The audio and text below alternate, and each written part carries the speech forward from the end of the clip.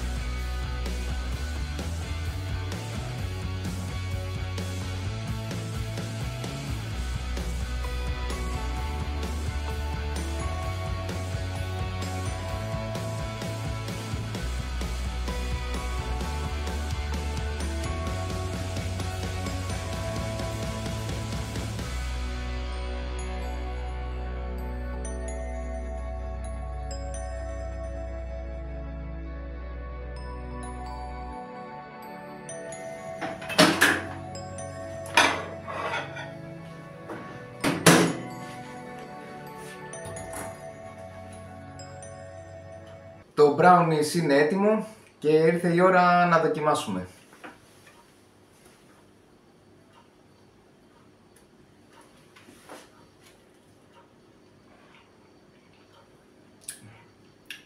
Εντάξει, πραγματικά είναι υπέροχο.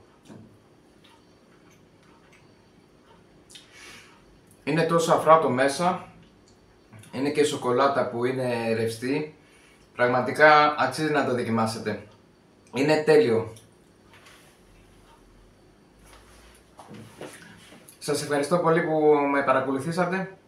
Να είστε καλά. Γεια σας.